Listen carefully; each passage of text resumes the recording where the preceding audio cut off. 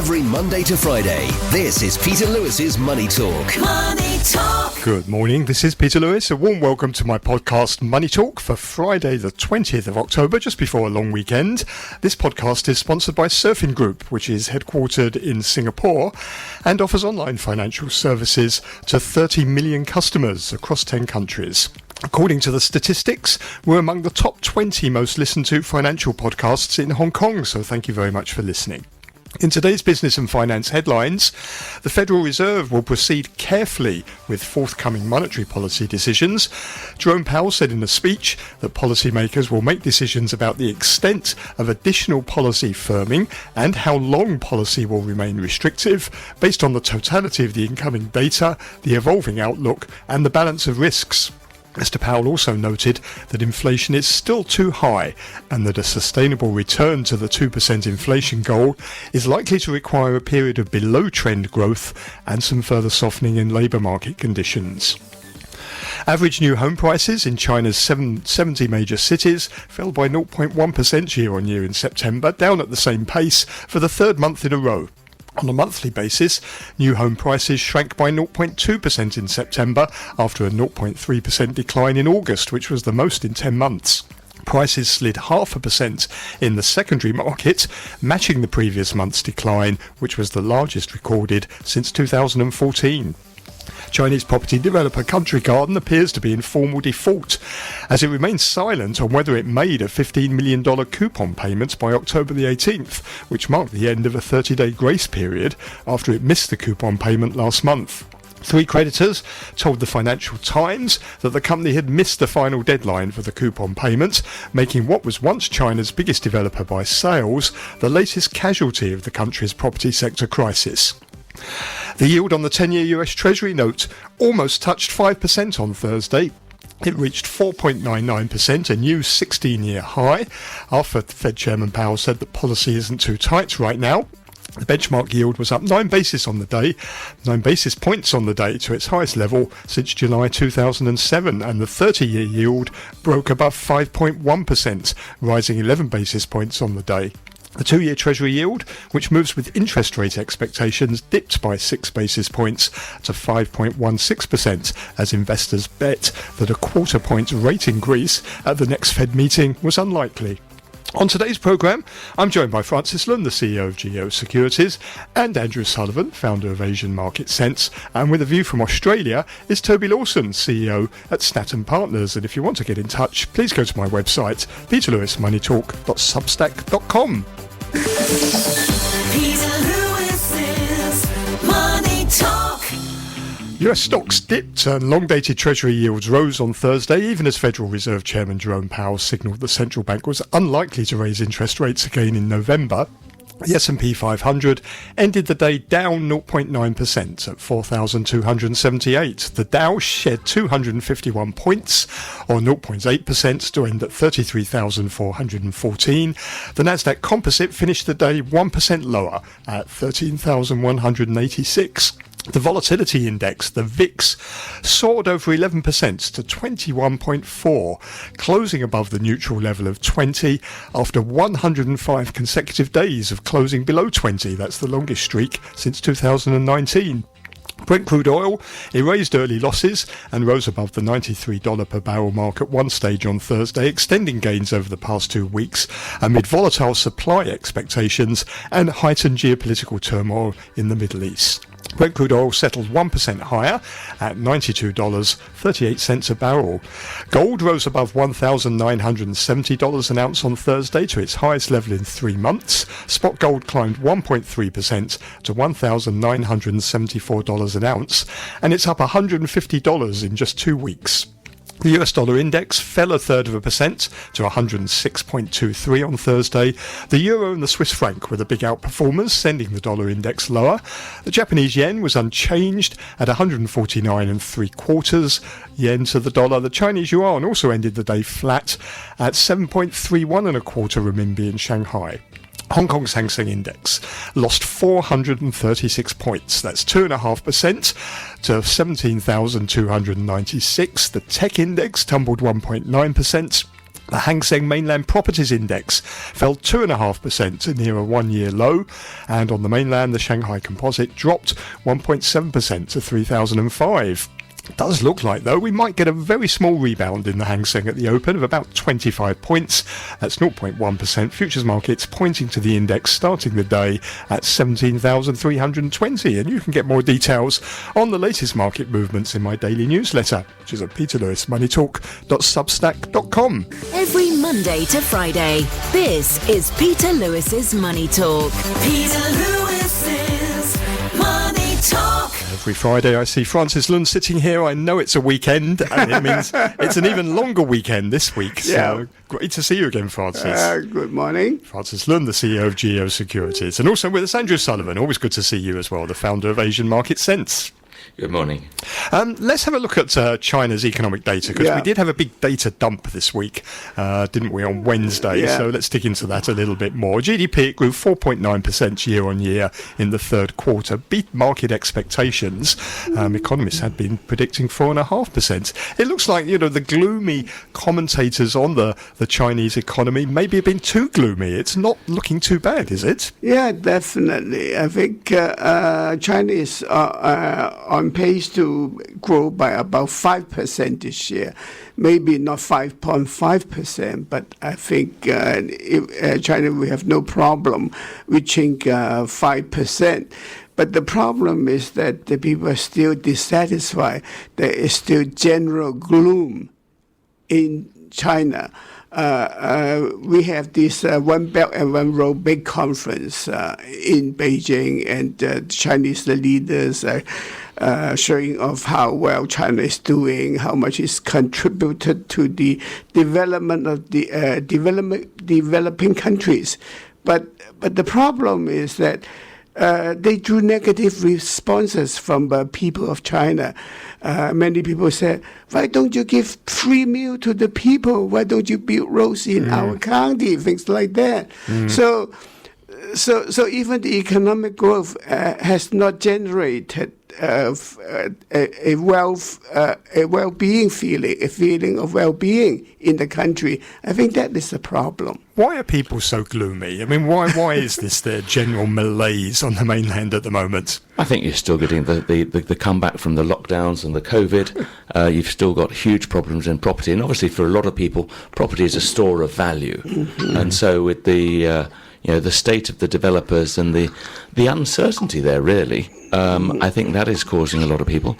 And you've still got post-COVID. A lot of people in China during COVID, their view is to save money, but then they saw the economic slowdown, the export development model that they'd operated was not working well, and because of COVID and also because of trade tensions, I think it's just worn them down over time. Yeah. And where is this growth coming from that we're seeing at the moment? What's driving it? Well, it has to be domestic consumption, and part of it may be growth in exports. You look at the electric car sector. China grew from nothing to suddenly becomes the largest exporters of electrical vehicles in the world. In the first half, China exported 2.1 million vehicles to the world, and that is really surprising. And the largest electric vehicle manufacturer now is BYD, not Tesla. But I think you're seeing a slowing in that. You're seeing the price cutting coming, as you said, by Tesla starting this price war earlier. That was then in abeyance because the government stepped in. But I think we're seeing that come again. I mean, we're seeing a slowdown again. So, I mean, I think you're right, though. I think a lot of it's domestic consumption, but it's not. People aren't buying things to put in houses because they're not buying houses. A lot of it is, I think, things like jewellery are driving some of it, and some, eating out and tourism. Travelling seems to be a big thing, doesn't it? But again, only within China. They're not. Yeah. We haven't seen the overseas travel come back yet, and that's obviously impacting the airlines. So I think it's just a tough market at the moment, and of course, we don't know the unemployment element for the youth and the juniors, but that in the US that's a big spending element. So if that's not improving in China, then it could be short-lived. The Chinese government has often said it doesn't care too much about the absolute number, if you like, of growth. What they're more concerned about is the quality of growth. Now, I presume by that they mean they want to see productive investment going into productive areas, not non-productive areas that then eventually get reversed. So are we seeing better quality growth? I really don't know, because they have all these new regulations regulating the internet. Now they require your real name for all KOLs, because up to now KOLs use pseudonyms and whatever, and people really don't know who that person actually is. And then the authorities try to separate KOL from sales, from online sales, and that also created a lot of disruption, because a lot of people make money from that. I don't know what's the rationale behind it, but people said that all these KOLs who are making a lot of sales are taking sales away from the retailers, especially the small retailers. I don't know whether that's true. I think we've seen a general tightening of information coming out of China, which makes it difficult for people to make informed decisions. That's the problem. So does this better than expected growth? Does that ease the pressure now on the government for more stimulus? Yeah, definitely. But it doesn't ease the pressure on the stock market. We have a small rebound of 58 points, all of 58 points, and then bang, it fell again yesterday by 400 points. Yeah. Well, we'll get on to that in a moment. And Andrew, do you think? Well, I think what Xi really wants is to get into high-end tech manufacturing, chips and that sort of thing, and obviously that requires a lot of finance, and a lot of that money is currently and has historically been tied up in property. So that's what he's been trying to do. I think short-term wise, I'm not sure we are seeing the high quality growth that he wants, but they don't see a problem with the economy at these levels, so they don't see the need to put a lot of stimulus into the market. They're quite happy for this thing to happen gradually. They really don't mind if some of these property companies go bankrupt, because again, that will get future money going into more high tech, and that's why they're talking about a stabilisation fund for the stock market, because they want money to go into modern manufacturing companies, and they need a lot of finance, and they're not going to be able to get that finance overseas anymore. The thing that stood out in the data was that anything really related to property was not good, was it? Although we had a good GDP number, the retail sales number was better than expected. If you look at investment into property, that's still slumping, basically. Investment into real estate plunged by 9.1%. That's steeper than the 7.9% in the first half of the year. New housing starts, they're down more than 20% so far this year compared to a year ago. The area of property sold, that was down 7.5% in September alone. So everything to do with property seems to be bad at the moment, doesn't it? But I think that's really what the government wants. It doesn't want money going into property. It wants money going into other sectors of the economy, and primarily into high-tech manufacturing. So, I mean, I think they're quite happy with that. Whilst we've looked at China for the last 20 years, and property has been the major driver there for the last 20 years.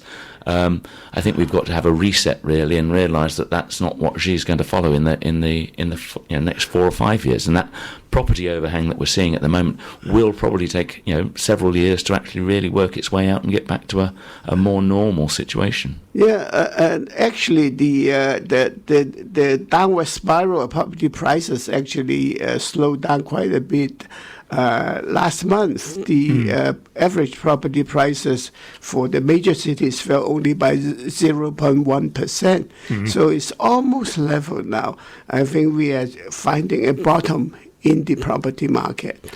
But that's the big cities, isn't it, where things are doing okay. If you look at the third and fourth tier cities, well, they're hopeless. They're not very good there, are they? Well, I think the key thing still is the fact that the focus that they've got is that people have started paying for these properties. They will get those properties. So that, but until they get those properties, I think a lot of people are, and this goes back to what Francis was saying earlier. This is why people are slightly depressed. I mean, they've got through COVID, and the property prices aren't going up anymore. Some people don't know whether they're going to get their property. it's not a good scenario to wake up every morning to. Yeah. So I think once people have, once the developers have been forced to develop those ones, it'll just be that they will then slow down. And certainly the private developers, well, if they go bankrupt, they don't mind. It'll roll over into the state-owned construction companies, and that will give the government a lot more control over how much money goes into property. Well, on the property front, it looks like Country Garden is in default. The deadline, it was a bit confusing as to whether it was October the 17th or the 18th, but even if it was October the 18th, that deadline has gone. They missed a $15 million coupon payment a month ago, so this is the end now of the 30-day grace period. There are creditors who have been telling the Financial Times, we haven't been paid. So how big an issue is this? Well, I think Mr. Yang just has to sell his other, jets. 4 jets. He has 4 jets. He sold one of them. He has to sell the other 3 too. I think it's really time for him to dip in his own pockets and pay the creditors. But he hasn't got enough, has he? I mean, this is. If you look at the amount of debt that there is there, I mean, it's $187 billion of liabilities. That's a lot of jets. Yeah, it's 1 trillion yuan. It's. I mean, the thing is, I guess it was a darling of the market a couple of years ago, but that was when money was cheap. And again, this is going to cause it's not going to be as much as a surprise as maybe the first one, which was Evergrande. And again, Evergrande, we haven't seen that one resolved yet. So I think the reality is that it's just going to take a long time to work its way out. And again, the court system of clearing a lot of this stuff is going to take time as well. They don't really have a mechanism for that on the mainland, do they? There is here in Hong Kong, but there isn't a court system mechanism for dealing with this type of situation. They don't have a good, complete bankruptcy law. You don't have Chapter 11, 13, things like that. And I think that the last bankruptcy proceeding was against Guangdong Investment. I think it took something like 10 years to resolve that. Are there wider implications for the property sector and even the economy overall of what's happened with Country Garden? I mean, it was, wasn't it, at one stage the biggest developer in the country? Well, I think it goes back to the fact that property is this was the whole point about Xi coming out with his dual economy. It was trying to get better domestic consumption, not just people buying property as a store of value, but he was going along about houses for living in. Well, that was about the fact that I think a lot of the Chinese people look at a flat in the same way that Indian people look at gold. It's something that it's a store of value. It's not something we're going to use. Look at it. We're not going to rent it out because tenants don't look after it. We'll just have it sitting there. So it's been a good, it's been an investment because it's gone up over the last 20 years. That's now going to change, but the government wants that change to occur. So what happens next? I mean, it's in default now, isn't it? So it's offshore bonds anyway. What happens now? Is there sort of like a disorderly collapse, or is there some mechanism for sorting this out? I think the creditors will put them into liquidation, into the bankruptcy court. I think in Hong Kong. In Hong Kong, I think the bankruptcy proceedings will proceed, and then you will see eventual liquidation of Country Garden. Does it have any assets in Hong Kong? Very little. I think they're mainly in China, but that is a big problem. I don't think you can get your hands on them. So that's going to be ring-fenced, isn't it? The overseas creditors aren't going to be able to touch that. Well, I think you're going to have to find a solution to this because, obviously China going forward is going to need to borrow money and have investment. And if it can't resolve these matters with the property companies, then for other things where it needs money like high-tech, manufacturing, again, it is either going to have to pay a much higher premium because people realise there's a risk and that onshore assets are ring-fenced, or it comes out with a solution for Country Garden so that investors in the future at least have a blueprint of what will happen if it goes wrong. And the government seems to be pretty clear, no bailout. Yeah. Well, again, I think that they have got very little scope to bail this out because it's quite large. If they get the SOE developers to bail it out, then you risk the SOE developers taking on too much debt, which they've been good in avoiding in the past. So, I mean, the government, it has an interest here, doesn't it, in finding a solution, because the worst thing to happen is a disorderly collapse of the whole group, which then spreads around the mainland and maybe affects other property developers. Well, I think you've already seen the property developers effect. I mean, once Evergrande went, you've seen the pressure that all the other developers suddenly have come under, and none of them are squeaky clean at the moment. So, I think what you do is that it's like the previous ones, including Asian aluminium, is that you dump the overseas creditors, pay them nothing, and then you settle the domestic creditors. And sell all the properties to state-owned enterprises, and they get the money and pay the contractors, etc., and then pay the banks and the domestic creditors, and forget about the foreign creditors. It's going to cost a lot of money, though. Yeah, definitely. Oh. It's just, I think it's, and the problem China will have in doing that and upsetting the offshore creditors is the fact that, money now is no longer cheap, and investors can get 5% just leaving their money in the US in short-dated bills. So it's going to mean that China has to be a lot more competitive in order to attract financing, and I think it needs that offshore money. I mean, it's good that its economy is sort of ring fenced, and therefore a lot of this debt is onshore, and therefore not a huge problem. But Xi mentioned in the Belt and Road thing about opening up manufacturing to other to international companies. It really does underline that they do need international support in order to drive their economy forward. Okay, well, on the Belt and Road Summit, President Xi's unveiled a new 8-point Belt and Road action plan. He's also pledged the equivalent of $107 billion over the next 5 years. That's pretty well what he pledged for the last 5 years as well. In a keynote speech in Beijing to mark the 10th anniversary of the Belt and Road Initiative, he defended his flagship project. He cast the $1 trillion programme as a driver of global growth, while saying that those who view it as a threat are doing themselves a disservice. So let me ask both of you, what is your assessment of the first 10 years of the Belt and Road Initiative? Well, on the diplomatic front, I think you can say that it is a success, because for the developing countries, previously you only have Western countries dominated financial institutions like IMF and World Bank and Asian Development Bank.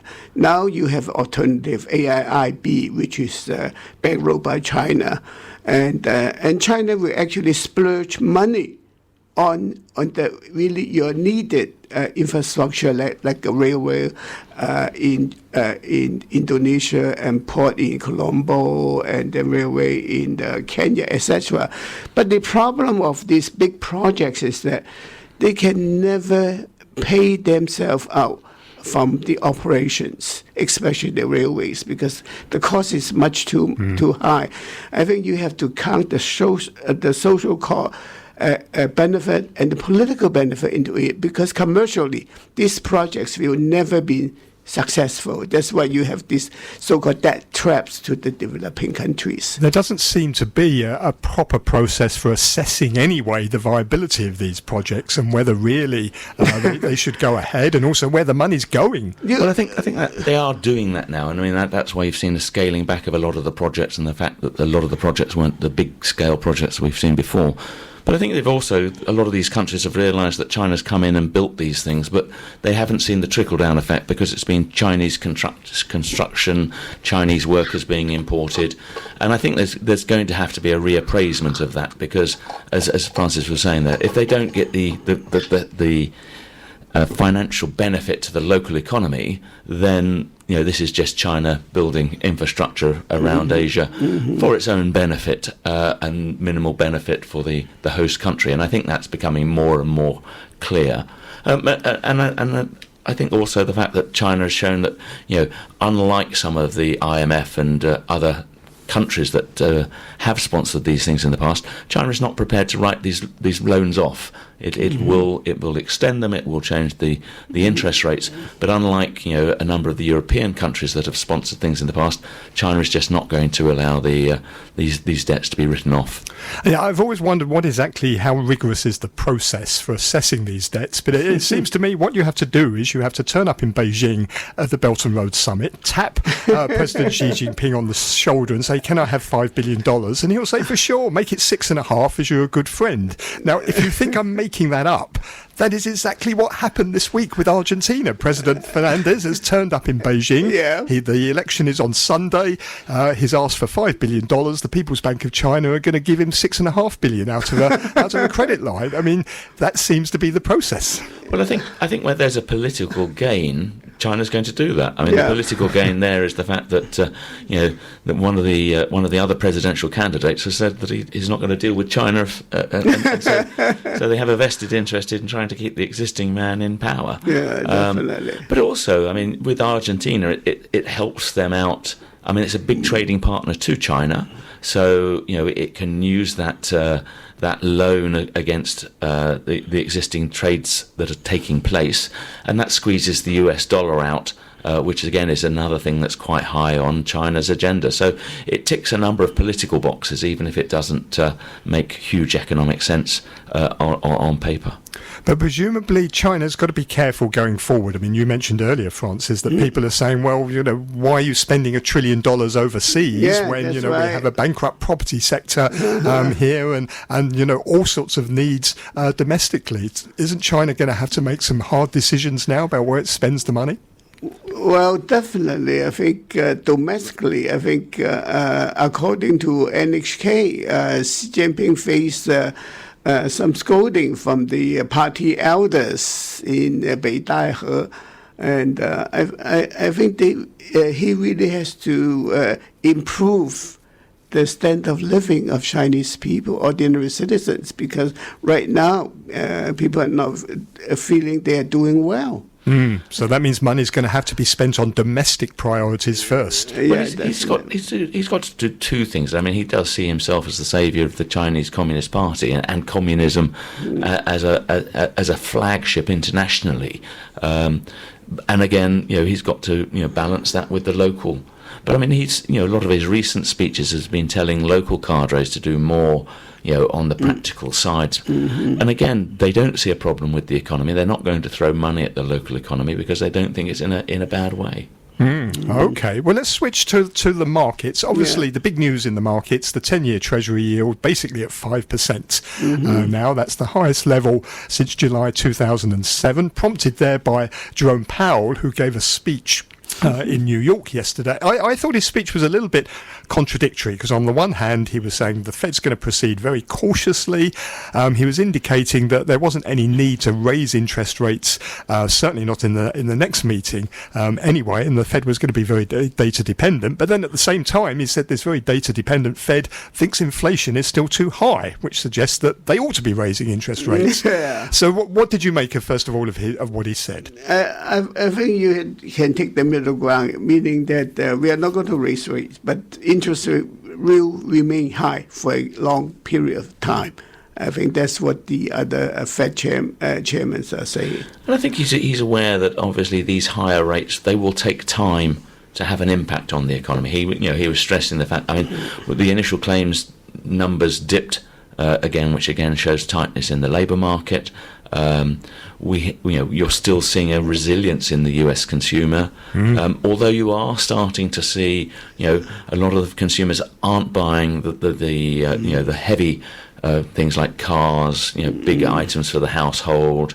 So it's having an effect, but it's going to take time for that to work through, and he's waiting to see that work through. But in the short term, as Francis says, inflation is too high in the US for what their mandate has predicted. I mean, if you look at the data, if you look at core CPI, it looks like the disinflation period is over. It's sort of bottomed out. So the last 3 months seem to suggest inflation has bottomed out, and it's going to be quite hard to get it down that next 1% or so to the target. But then if you look at the economic data, like retail sales, it shows the economy is still powering ahead. So on that basis, the Fed should raise rates, shouldn't they?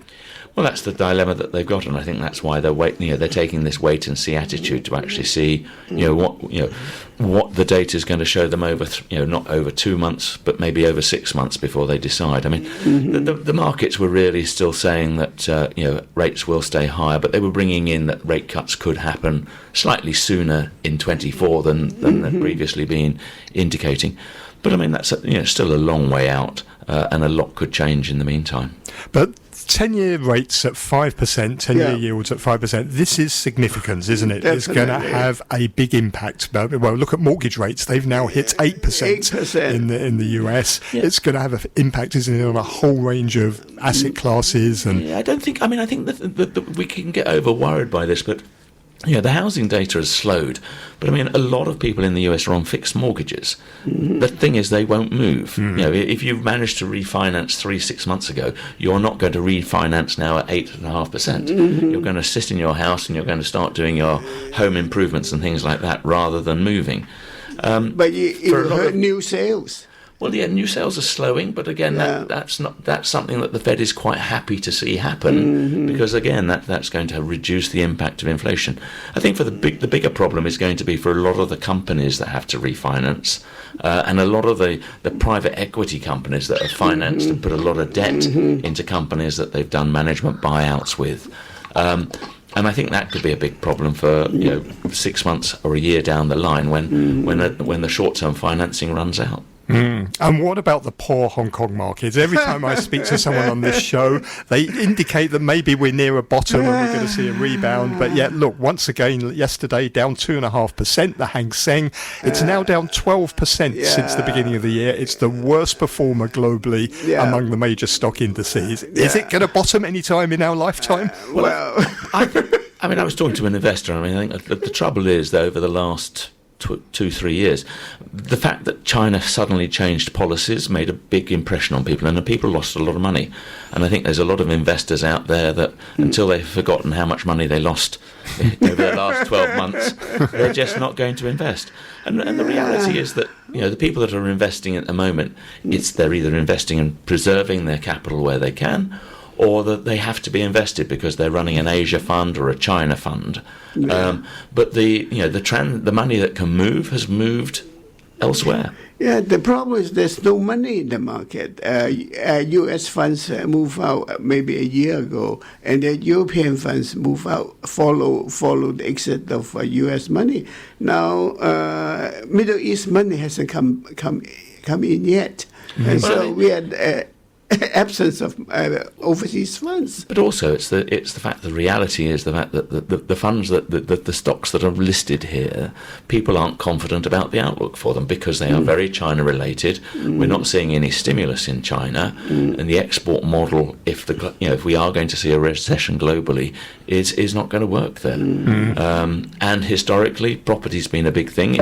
And again, it goes back to, if you piss off the overseas investors, it's another reason that stock market investors aren't going to be interested in the market. So I think it's going to be very difficult for China to manipulate or to manage its way out of this and keep everybody happy. It's difficult for the Hong Kong exchange, isn't it? Because you've got the market at a low level, foreigners selling, volumes low, and no IPOs. Well, they're still having their parties, celebrating many years of achievement. But as local brokers are really suffering. Yes. I mean, the daily turnover, if you think about it, even during COVID, we were probably 120 billion a day to 150. At the moment, we're running anywhere between 80 and 90.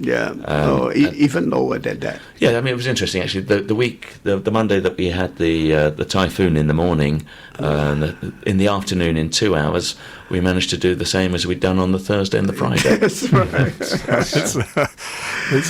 Are mainland investors disappointed in their markets, do you think? It's interesting that earlier this week, it was basically the 6th anniversary of the peak of the Shanghai Composite, and we're now down 50% since then. Yeah, that's right. The Shanghai Composite Index has stayed around 3,000 level since 2015. No gain at all. No, nothing. We're basically back there, aren't we? Just slightly above 3,000 at the moment. So we may fall below 3,000 today. I think Hong Kong's almost back to where we were at the handover as well. Yeah, that's right. I think that the problem for the mainland investors, though, again, is that they're no longer seeing the arbitrage between the A shares and the H shares.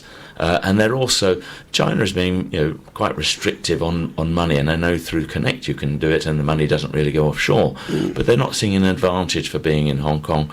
Where they can, I think they prefer to see their money further offshore. Okay, well, thank you both very much. Enjoy the long weekend. You heard there Andrew Sullivan, who is the founder of Asian Market Sense, Francis Lun, the CEO of GEO Securities.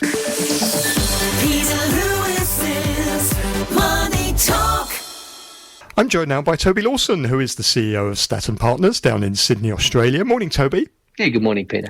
Let me ask you, first of all, we had that big vote, or you had that big vote last weekend, The Voice, about whether to give greater political rights to Indigenous people in a referendum. That got voted down. Has there been any repercussions from that or in the aftermath of that vote? Not so much in regards to financial markets. It was an issue that was sort of beyond the investment community, a big social issue. There was some element of a blowback on the corporate sector that had sort of fairly overwhelmingly supported the Yes campaign for the voice to Parliament for First Nations people, our Indigenous community. But that would be the only blowback. I think, clearly, depending on which camp it was a fairly emphatic rejection of the proposal. And I think the important thing for listeners out there who may not want to get into the complexity is that it was more about the model and the changing of the Constitution rather than a view that it was not wanting to support First Nations people or Indigenous disadvantage. So I think in essence, it was a rejection of the model, but it was quite emphatic, so more of a surprise than maybe had been expected. I mean, it's a lesson there, isn't it, which I thought governments may have learnt following Brexit in the UK. Don't hold referendums because they tend to go off in directions that you don't expect and get all sorts of other issues dragged into them that don't really have a lot to do with the core sort of arguments. Well, I think what your point's well made. And the one thing that didn't happen here was there was no consensus. So there was a polar opinion based on political alignment, which meant that the fact that there was no a consensus across the political divide meant that it was almost impossible for the referendum to succeed. And that is a lesson that history of referendums will tell you. I'm wondering why they even needed to hold a referendum. I would have thought that if you want to create a body to advise the government, all you need to do is pass legislation to do that. Well, that was one of the arguments against the referendum was, legislated rather than put it in the Constitution, because legislation can be amended, can be rejected, can be evolved, whereas once you change the Constitution, you can't change it back.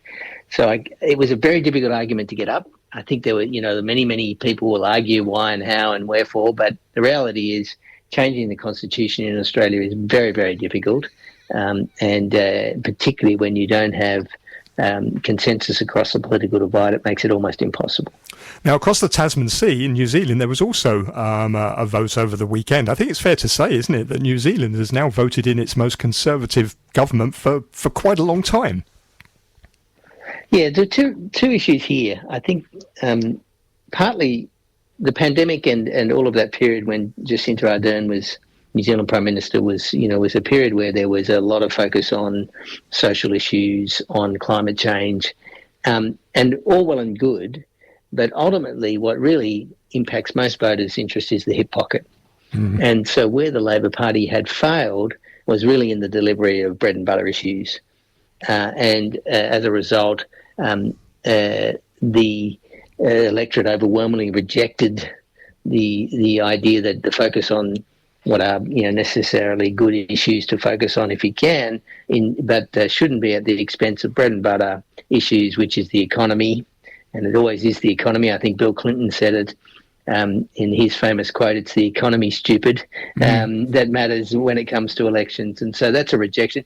And there is a little bit, and I would like to put this in a temperate way, there is a rejection of, I guess, elitism, which sort of, I think, is a loose translation that people who are doing okay in society have time to spend on social issues, whereas the majority of people are really just trying to pay their way, and they get very frustrated with that. And I think that reflected the rejection in New Zealand, as much as maybe you could draw that connection with the voice referendum in Australia, because if you look at the breakdown of the voting patterns, those in wealthier suburbs, inner city electorates in Australia voted yes, whereas the majority of Australians outside of those areas voted no.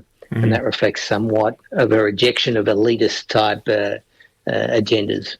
Now, on the financial front, over in Australia, we had the minutes of the Reserve Bank of Australia's last meeting. Looks like it was a bit of a close call about whether or not to raise interest rates, but they said they held off because they didn't have enough information. What did they mean by that?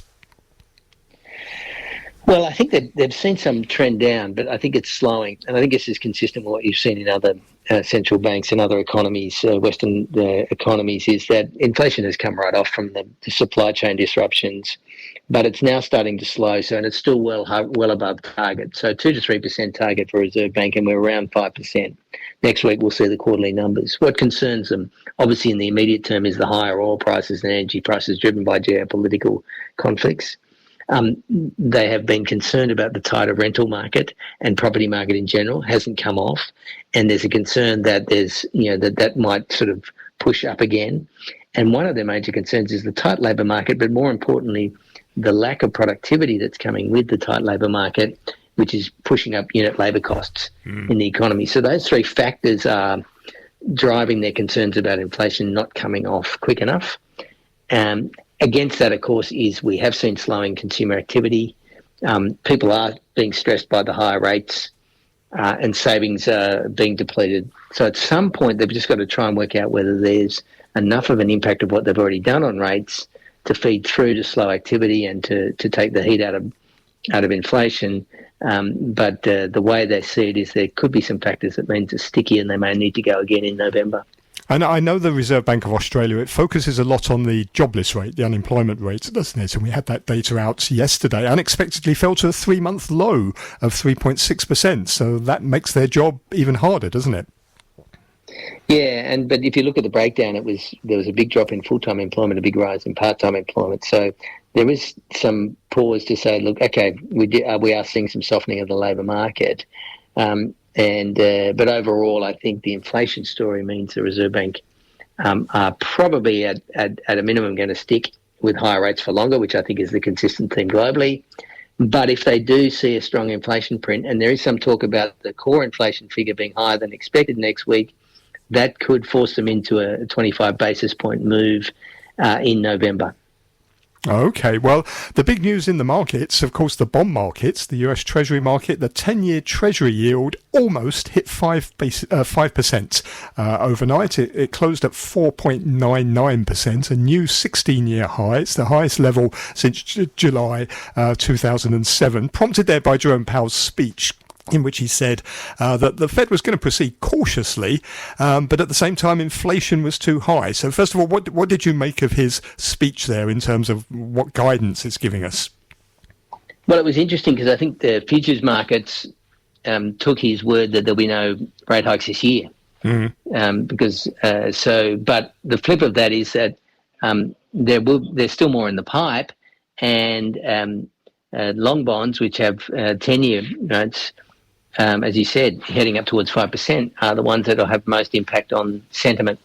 So this is where you get the area of the term premium that's been priced into bond markets now, which is increasing. They say the term premium's at its highest level since May 21. It's a difficult thing to measure, but essentially that's the risk premium that investors are attaching to bond yields on the basis that they're not sure. And that the future trajectory of monetary policy is still potentially higher rather than lower, and that's now starting to feed through.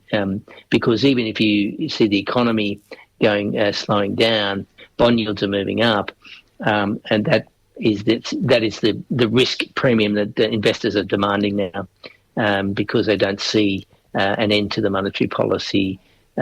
Or at least the restricted monetary policy that the Fed are going to put in place. Would you be a buyer here when you can start getting 5% on the 10-year bond, 5.25% on the 2-year bond? You sort of feel that the risk is all in your favour, isn't it? Particularly if you go and buy long-dated bonds, because you only need a 50 basis point drop in the yield, and you're going to get about 11% gain on the price. The risk reward is all in your favour at the moment, isn't it? At the moment, yeah, but if you had that discussion last month, you're 40 basis You're points wrong. out. Yes. So, timing's everything, isn't it, in investments? Look, there's a reasonable argument for it. Probably what has happened is that you can see the amount of money. I see something over 5 trillion sitting in money market funds. So most of the money is being held in the short end, and that's probably okay if you can hold 5% and you're not impacted by duration. That's probably pretty attractive. Having said that, there will be a time, and I guess a couple of times it's looked this way, where duration's probably a play, and you start putting a little bit into your spread. So I would say recommending is probably having a bond portfolio across duration, so some short, some medium, some long, and maybe trying to manage that as opposed to saying, right, let's just get duration now because we think 10-year yields are peaking. I think that's probably a bit premature. What you could probably say is that the short end's closer to peaking than maybe even the bond yields. Toby, always a pleasure talking to you. Thank you very much. Have a great weekend. That's Toby Lawson, who is the CEO of Statton Partners down in Sydney, Australia. You're listening to Peter Lewis's Money Talk. Money Talk. Thank you very much for listening this morning and this week. Don't forget to take a look at my daily newsletter, which is at peterlewismoneytalk.substack.com. There's no Money Talk on Monday, as it's a public holiday here in Hong Kong for the Chung Yung Festival. Money Talk will return on Tuesday, when my guests will be Asian fund management industry consultant Stuart Aldcroft, Michelle Lam, Greater China economist at Societe Generale Corporate and Investment Banking, and our US economics correspondent, writer and broadcaster Barry Wood. Have a great long weekend. Money Talk.